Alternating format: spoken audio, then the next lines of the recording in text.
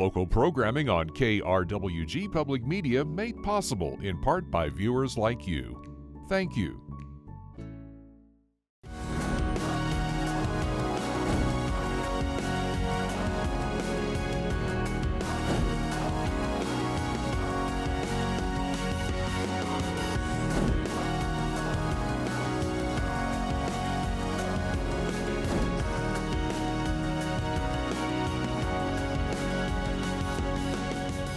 Welcome to Fronteras, A Changing America. I'm Jonny Coker. According to a July 2024 Gallup research poll, 19% of Americans see immigration as the most important issue facing the country today. Joining me to talk about the state of global immigration as well as NMSU's new Transborder and Global Human Dynamics PhD program is Dr. Neil Harvey, professor and head of the Department of Government here at the university. Dr. Harvey, thanks so much for joining the program today. You're welcome. Thanks for the invitation. Absolutely. So just to start off, can you tell me about your experience, especially in studying Latin American government and immigration within those regions? Sure. Well, I did my undergraduate and degree in the United Kingdom in Latin American studies, and that guaranteed a year abroad in Mexico when I was young, 19 or 20, and that got me really interested in Mexican history and politics. And after the undergrad degree, I continued with a graduate and master's in government with a focus on Latin America, and then I did a PhD also in the UK at the University of Essex at the end of the 1980s, which took me back to Mexico for over a year to do field work in the state of Chiapas in southern Mexico, mainly on land conflicts and how agrarian law worked in Mexico and petitions for land redistribution. And the emergence of indigenous people's rights as a politically salient issue, which became more evident after a uprising in Chiapas, the Zapatista uprising in 1994. And I continued to write about that and publish on it. And so I came actually to New Mexico State University in 1994. And one of the things that my department wanted was someone who could teach on Mexican politics. It was very important, particularly then because the North American Free Trade Agreement had just come into effect. And there were lots of discussions about who that may benefit, who may it hurt, how that might impact US-Mexican relations. So I ended up teaching around Mexican politics, Latin American politics, and I've continued doing that since 1994. More recently, I'd say in the past decade, I've started to teach more and do more research about the US-Mexico border. So I've done a lot of work on Mexico's southern border in Chiapas and more recently around the US-Mexico border. I see. And so you've been studying this field for a long time and you've been at NMSU a long time. So what are some of the policies that you've seen, whether it's from the US perspective, Mexico or Central America? What policies have had the biggest impact on immigration at the US-Mexico border throughout your time studying this? I think two things come to mind.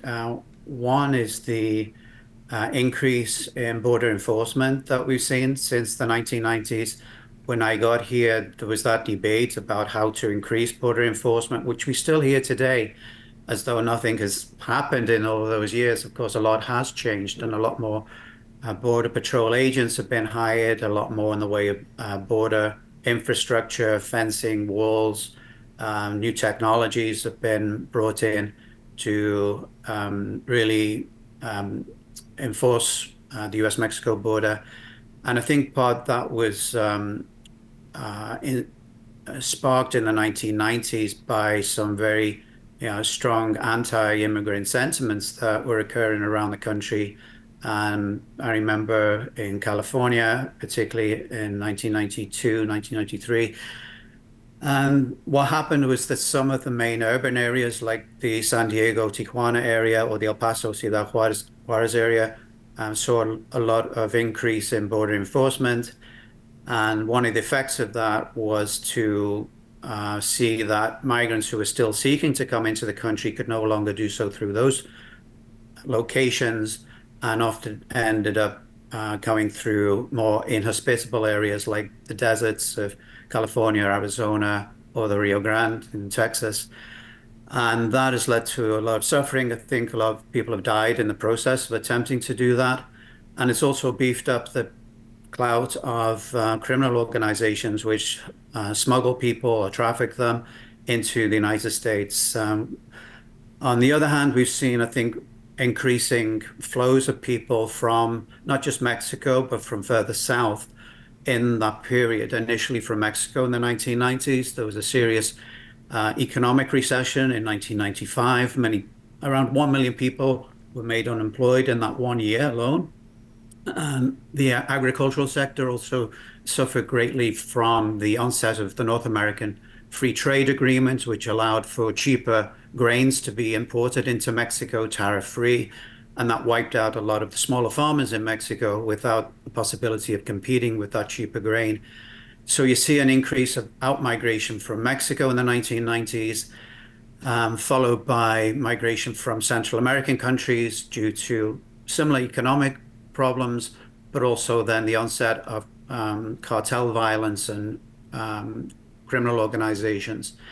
So on the one hand, you have an increase in the border enforcement structures in the United States.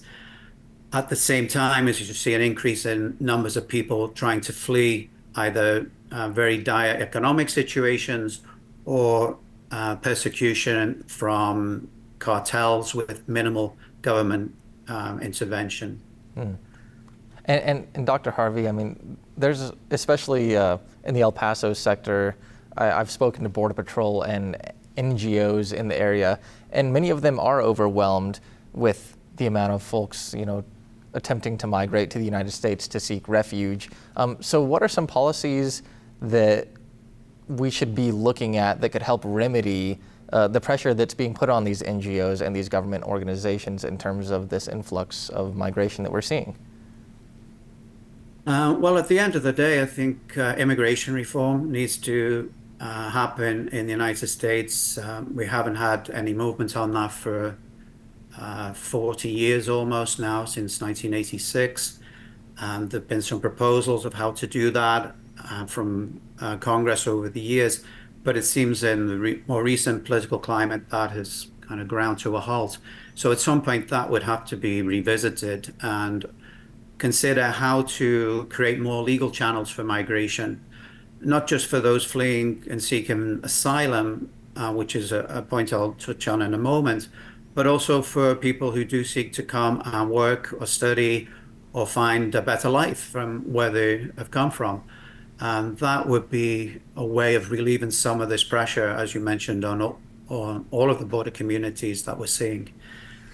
So that would be one area. And another is to, I think, reinstate some of the protections, international protections for people seeking asylum that have also, unfortunately, I think, been rolled back or minimized in the past several years. So policies such as the Remain in Mexico policy under the Trump administration have had the effect of really shutting down people's ability to present claims for asylum. And we should remember that if somebody comes to the United States and steps into the United States territory and claims asylum, that in itself is not an illegal act. It is protected by international law. It's also by the 1980 refugee law of the United States that allows for that to happen. But what we're seeing is the enforcement of these measures to try and reduce that number. Obviously, it is a large number of people that we're talking about here.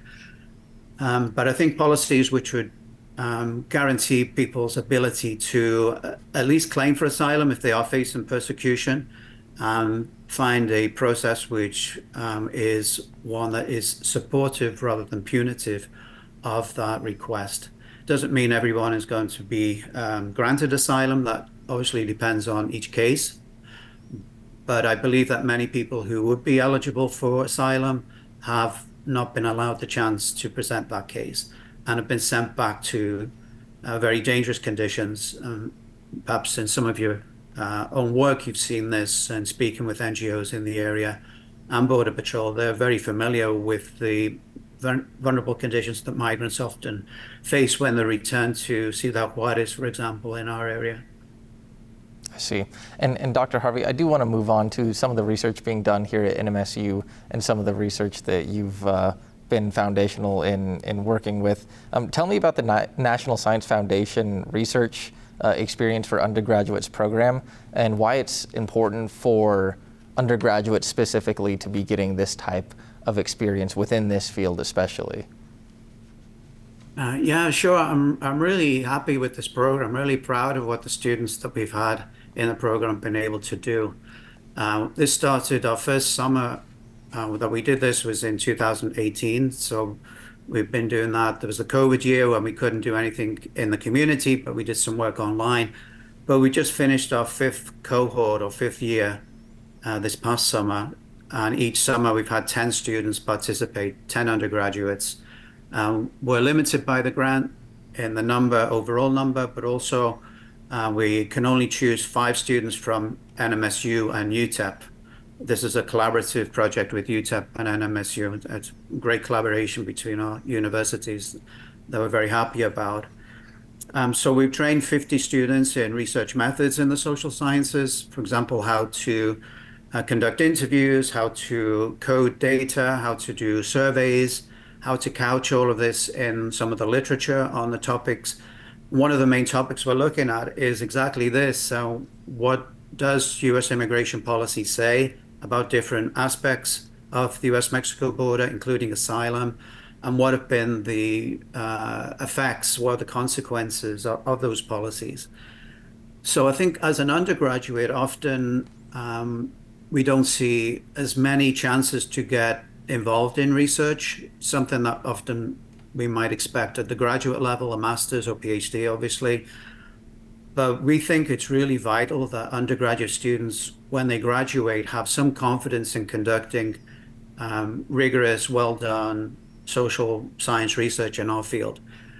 And that's what we're seeing. I think students come away feeling that they've got some skills that they've developed. They've overcome some of their own maybe fears of how to carry out this kind of work. And they're doing it on a topic which they're very interested about. Otherwise, of course, they would not have applied for this particular program. So the NSF has these research experience for undergraduate programs all around the country in different disciplines. Most tend to be, I think, in hard sciences and STEM fields. And in the social sciences, there are several in the social, behavioral, and economic sciences. But I think this is the only one in the country that has focused particularly on immigration, and the only one that's as close to the U.S.-Mexico border as we are. I see. And Dr. Harvey, whenever you're conducting research at the U.S.-Mexico border or on immigration in general, how do you measure that research? How do you measure the effects of immigration policy, and how do you measure the effects that it has on the public at large throughout, these multiple countries? Right. Well, we've tended to try and focus on at least 2 or 3 main issues. One that we haven't had so much time to dedicate to is the root causes of why people migrate in the first place. Simply because getting down to southern Mexico or Central America poses yet another challenge for the research. So we tended to focus on 2 things in our region. One, what has been the impact of border enforcement for residents of border communities? What we've seen there is tended to be concern over the undue presence of border checkpoints and how that may affect people's ability to move freely within the border states. I'm talking about the U.S. side. Also, we've seen similar concerns on the Mexican side in Ciudad Juarez of increased presence of National Guard and of the Mexican military, which have been charged recently with a lot of functions in trying to contain the number of migrants arriving to Mexico's northern border with the United States. So we're interested in what this means for residents of our communities on both sides of the border. And then the second topic is really to measure how migrants have experienced their journeys from where they come from often from either South America, like Venezuela, or through Central America, or through parts of Mexico that have been impacted by all of the cartel violence and are fleeing, their communities, to meet with them and speak with them. Both those who've been able to come into the United States and are awaiting a hearing for their asylum case at some point in the future. Also, we've met with those who are in Ciudad Juarez at shelters, and they are waiting for their appointment, the CBP1 appointments that are really virtually the only way to be allowed to have that hearing on credible fear and whether they're allowed to get an asylum hearing in the future. So we're trying to grasp from all of that data, the interviews, the qualitative and some survey data of these populations more recently, the reasons why they leave, their experience, often a very harsh experience of violence throughout the journey, both from criminal organizations, but also from governmental authorities, and their hopes and aspirations now that they have, for those who have made it to the border, and particularly for those who have been allowed to get a hearing for their asylum case in the United States. So, Dr. Harvey, what can the U.S. learn from other countries throughout the world when looking at policies implemented by other governments, within Western Europe, the way that they deal with migration? Is there any countries that the U.S. should be looking at in terms of maybe modeling certain policies after that you feel? Well, I have to say, unfortunately, right now, what I've described is happening in Europe and the UK too. And I think they all share the same need to, I would argue, to rethink some of these policies of deterrence and of containment, which haven't worked. People are still coming because they're fleeing situations which are unsustainable in terms of the violence and the lack of governmental support for those communities.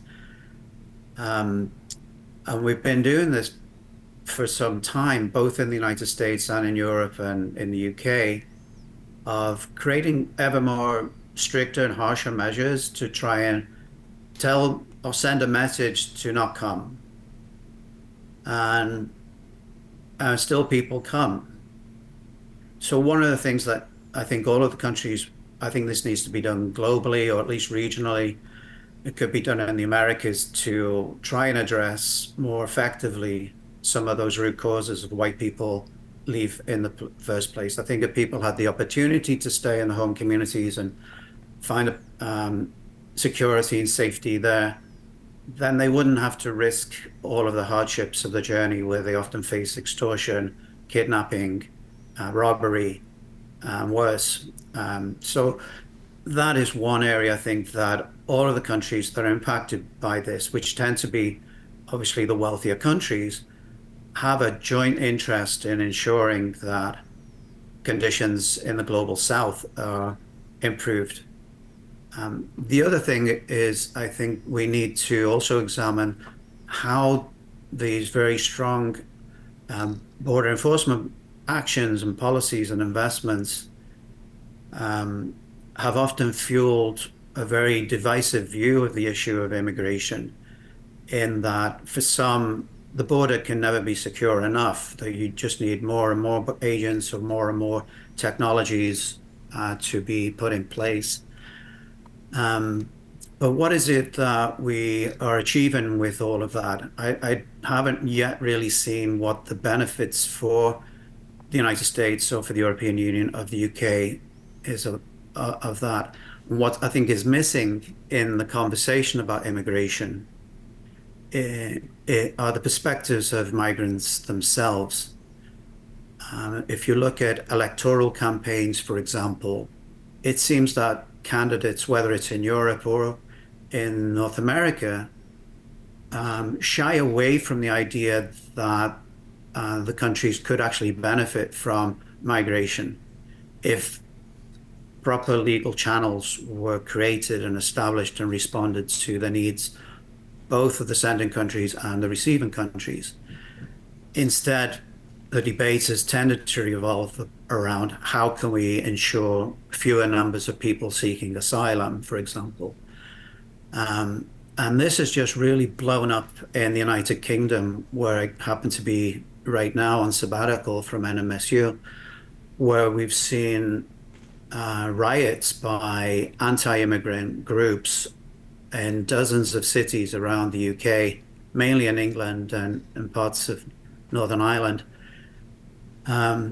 using the argument that immigration is out of control and that asylum seekers are sapping the economy. There have been calls by some of those groups to set light to hotels where asylum seekers are staying temporarily while the cases are being heard in the courts. I think one of the good things that's happened has been a counter protest from many people around the country saying this is not who we are. We are a welcoming country. Of course, we can debate immigration policy and the future of migrant communities, but this kind of rioting and the violence and the threats, which has been directed against Muslim mosques, for example, is often fueled by misinformation online and a rhetoric which has been around not just in this past few weeks, but several years now, decades even, which is very mistrustful of migrants from other parts of the world. I think that has to be addressed. That's the deeper underlying problem. And if that's not spoken about, then I think we're just kicking the issue down the line, as kicking the can down the road, as it were. So I think all of the countries are struggling to justify the continuation of policies of contention, of containment rather, of deterrence, when the flow of migration has not really changed. We've seen a reduction of the people that are being apprehended at the US-Mexico border this year, but that's largely due to policies in Mexico to return migrants from the northern border to southern Mexico. Very few are actually deported from Mexico in comparison to the numbers that have been detained, but about 500,000 migrants coming from Central America and South America and Africa making the way through Mexico. 500,000 have been detained, apprehended in the first 5 months of 2024, which equals about the same number as in all of 2023. So it's not as though Mexico is doing nothing to help the United States. On the contrary, I would say Mexico is doing a lot to help the US government, whichever party has been in power. It's the same when it was the Republicans under Donald Trump and under Biden, to assist the United States. It's a policy known as externalization, where Mexico makes agreements or other countries make agreement with, in this case, the United States, to help reduce the flow of migration. But all they do is send them to southern Mexico, where conditions are no much better, and place people in kind of a permanent state of limbo of not being able either to get legal status in Mexico nor get to the border and request a CBP1 appointment, which are very reduced in number anyway, and are not being sent back and don't want to go back to their home countries precisely because they had to flee them because of the problems they've been facing. So it's a very huge problem, I think, one that is not restricted to the United States. And that's one of the things we're trying to do with the research part, to listen to migrants, so why they are leaving, why are they choosing to come to the United States. Similar research is being done in Europe and the UK, of course. But I think it's vital that we do that. Otherwise, we just carry on with the same rhetoric of, oh, we have to stop people coming in. We'll just put more wall, more fence, more money at it. But that isn't having the effect, nor is it taking into account the lives of the people that it impacts, whether they are migrants or the residents of border communities who may not want all of this buildup anyway. And Dr. Harvey, we only have about a minute left. So briefly, I did want to ask, though, about the new Transborder and Global Human Dynamics PhD program that's going to launch early next year. How is that going to play a role within NMSU's research ecosystem and also in just the broader immigration research ecosystem? Well, I think the proposal to create the PhD came out of the fact that there are many great researchers, professors at NMSU who do work on the US-Mexico border and all borderlands, I mean, we've done some work together before, but we've never really had a whole program like this. And the other is because of the location. We can attract students from all over the United States, just as we do in the summer with the REU program for the undergrads. I'm sure we could get, interested researchers, PhD level, to come to our university to stay for more than a summer, obviously, to do serious research that can be beneficial to this conversation, that can help the public, our elected officials, our NGOs, navigate what is going to still be, a very important topic for New Mexico going forward. I see. Well, thank you so much for joining the program today. It's been an enlightening conversation for me and hopefully for our audience. So, Dr. Harvey, thanks so much for coming on our program today. Thank you. Thanks for the invitation. Appreciate it. Of course. That's all for today's episode. Remember, you can stay up to date on the latest local news at krwg.org. For KRWG Public Media, I'm Jonny Coker, and we'll see you next time on Fronteras, A Changing America.